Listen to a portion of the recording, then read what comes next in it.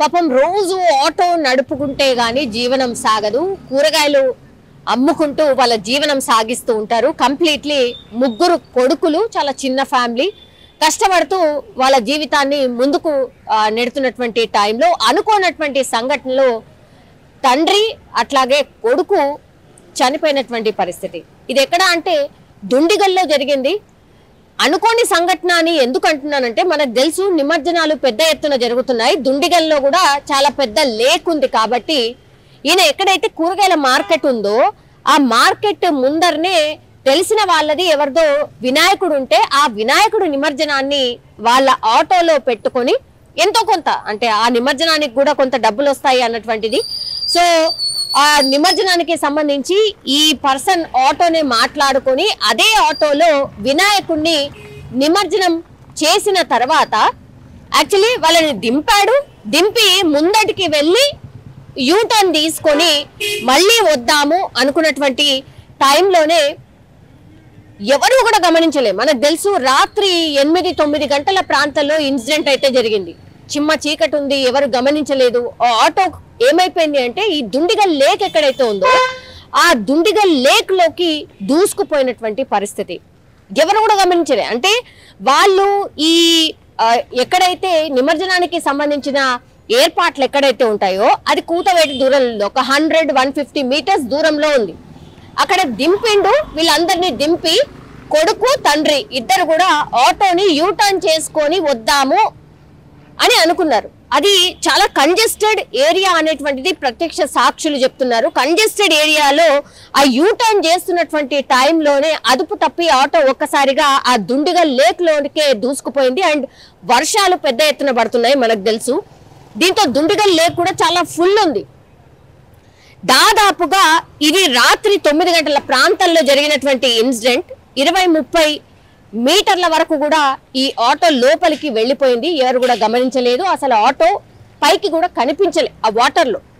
అంటే అక్కడ అందరూ ఉన్నారు, హ్యాపెనింగ్ జరుగుతోంది, అయినా సరే ఈ ఆటోని ఎవరు కూడా గమనించకపోవడం. తండ్రి కొడుకు ఇద్దరు కూడా ఈ ఆటోలోనే ఇరుక్కుపోయి బయటకు రాలేక ఊపిరాడక నీళ్లు మింగి చనిపోయినటువంటి పరిస్థితి. అండ్ ఇప్పుడు డిఆర్ఎఫ్ టీమ్ కి ఇన్ఫర్మేషన్ రావడం, మిస్సింగ్ కేసు నమోదైంది.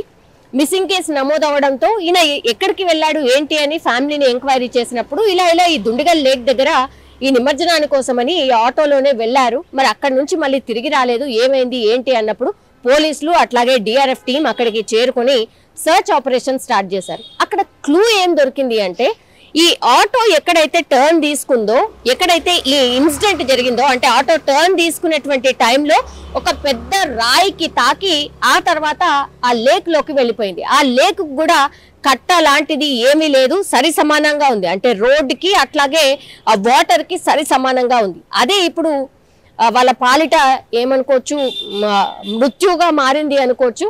సో ఆటో ఎక్కడ స్టక్ కాకుండా ఆ రాయికి ఒక్కసారిగా ఢీ కొట్టి వెంటనే ఆ దుండిగల్ లేక్ లోకి దూసుకు వెళ్ళడం, తర్వాత తండ్రి కొడుకులు చనిపోవడం అయితే జరిగింది. ఎందుకంటే ఎవరు కూడా గమనించలేదు కాబట్టి మిస్సింగ్ కేసు నమోదై వాళ్ళ ఫ్యామిలీ వచ్చి చెప్తే గానీ తెలియలేదు. దీంతో డిఆర్ఎఫ్ టీం వచ్చి రంగంలోకి దిగి సర్చ్ ఆపరేషన్ స్టార్ట్ చేసినప్పుడు వీళ్ళ బోట్లు వేసుకుని సర్చ్ చేసినప్పుడు 20 మీటర్ల లోతులో ఈ ఆటోను కనుగొన్నారు.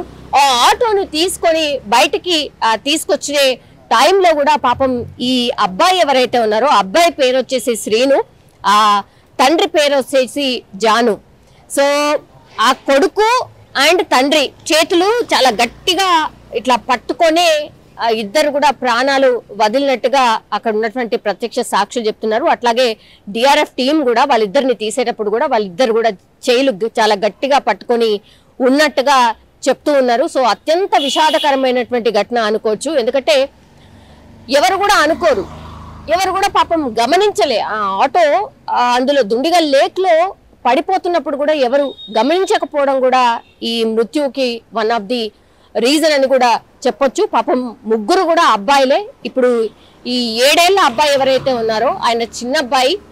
సో వాళ్ళు కష్టపడుతూ వాళ్ళ జీవనాన్ని సాగిస్తున్నటువంటి టైంలో అనుకోనటువంటి ఘటన, అత్యంత విషాదకరమైనటువంటి ఘటన అనుకోవచ్చు. అట్లాగే పాపం నిమజ్జనం చేస్తూ చనిపోవడం అనేటువంటిది కూడా వాళ్ళ ఫ్యామిలీలో అత్యంత విషాదకరంగా మారినటువంటి పరిస్థితి. ఇంకోటి ఏంటంటే ప్లీజ్ కొంత జాగ్రత్తగా ఉండండి. ఎందుకంటే ఈ మధ్య కాలంలో ఈ కరెంటు వైర్స్ తగిలి చనిపోవడం కావచ్చు, లేదంటే ఇగో ఇట్లా లేట్ల దగ్గర వెళ్ళేటప్పుడు చాలా జాగ్రత్తగా ఉండాల్సిందే. ఇట్లా చాలా వాటికి కూడా కట్టలు ఉండవు. చిన్నపిల్లలు కూడా చాలా ఉత్సాహంతో ఈ వినాయకుడి నిమజ్జనాన్ని చూడడానికి పెద్ద ఎత్తున వస్తూ ఉంటారు.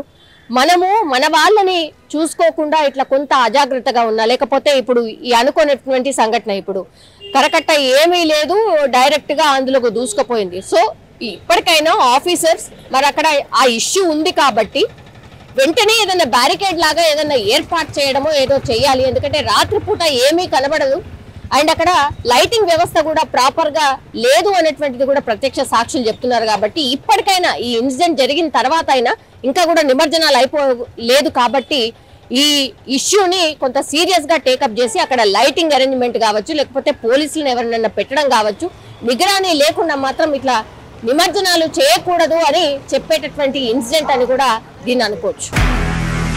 నిజంగా ప్రస్తుతం ఉన్నటువంటి సమాజం దేనికి ప్రయారిటీ ఇస్తుంది?